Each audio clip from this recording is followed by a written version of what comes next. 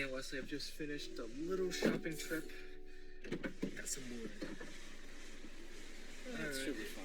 Yeah, It's actually just an armor. Oh my god.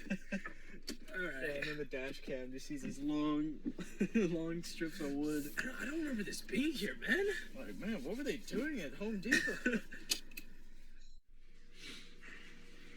who wants to smile in front of the camera. Puppy is a puppy.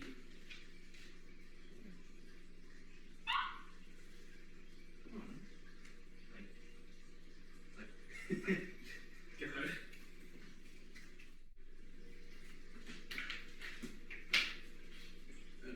We also have. Stage 1 starts out with us designing the trebuchet. Most of the day was us trying to find the right parameters that would work well. We found that the length of the throwing arm should be longer than the length of the sling, while the counterweight should be high enough so it doesn't hit the ground too early. Okay, so this works. As a test. As a simulation, it works. Hey, we finished it. Hey! Show it to the camera. This is what we have. So that's good for like troubleshooting. Though. Yeah. Like just like, oh, what if we change this? How would it affect it? Alright, so that was after like 20 minutes of brainstorm, yeah? Yeah, more or less. And you got all of our supplies. Yep. Okay, I'm gonna show it to them, then we'll show it to the camera. But yeah, we need the weight. Yes, we do need the weight. We need like a sandbag. Alright. This is what we have. Doesn't show up very nicely. 20 minutes of brainstorming. Cool. Done. It's not very bright, but it's I know it is. This is our design. There it is. This is our design. We're gonna see if the supplies we have could fit in these measurements, which they probably should. And then these are the simulation tests that we've done. The exact same dimensions, and it went 90 feet. Hopefully this works. With a baseball. With a baseball. That's true.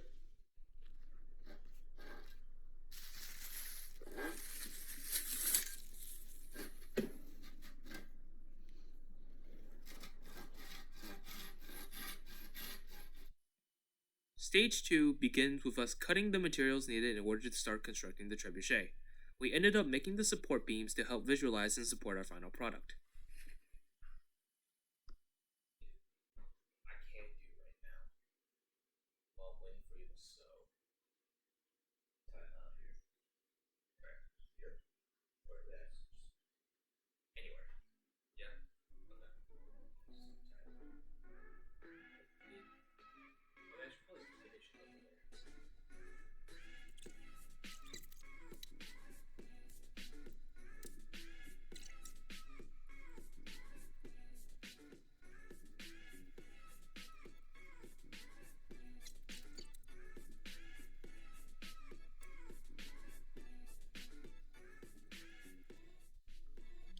Stage 3 starts with making the sling. Without a proper sling, the projectile thrown would either go straight down, straight up, or misfire entirely. For the sling, we decided to use an old shirt. We cut it down to size, sewed it, and attached rope to fit on the arm.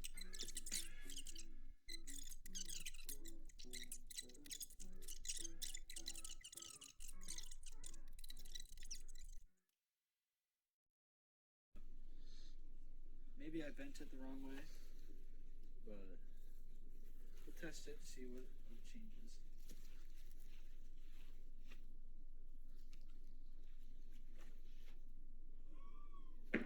Oh, hit the fence! Okay. Good news. Yeah. A slight nail on the side makes it go an extra 30 feet.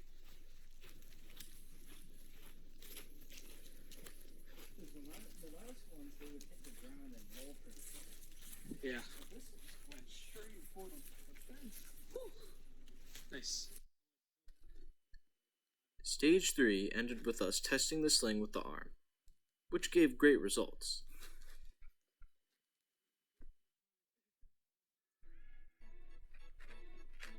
With the sling created, it was time to put everything together, starting with attaching the axle and the arm to both of the braces.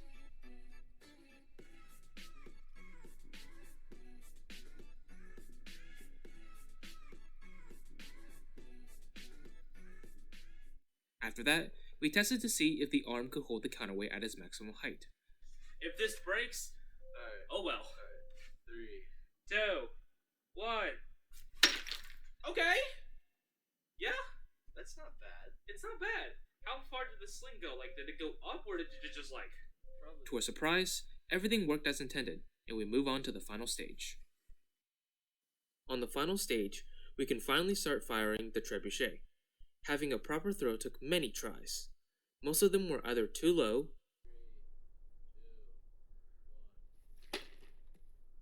hey, hold on to it for way too long, too high, okay.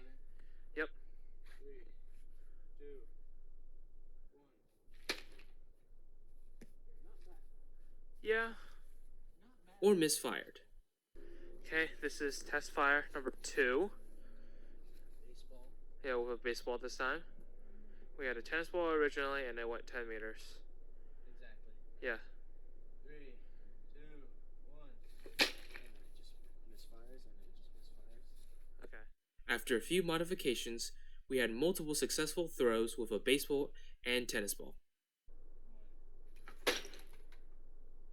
That one really good. That's 100% 10 feet right there. That's perfect. That is perfect. All right. All right. Record me, or I'll record you getting it. Okay, yeah. So it was like right here. It's right near that fireplace thingy. Yeah. So you put the tennis ball there. All right. Okay. So, the way that we're going to measure how far that distance is, because this only goes up to 25 feet, is we're going to use this wooden plank here, which is 2 feet, right? 2 feet. Yep. And we are going to 2 feet. measure it. We are going to measure it starting from where the trebuchet fired, which is right here. So about where this plank starts. And the distance that we need to go is about 16, 17 of these planks. Yeah, at least 35 feet. At least 35, yes. Or 33 for So a meter. that's like 17 Yeah. planks. Alright. That's 1, 2, We're going to the 3, tennis ball over there.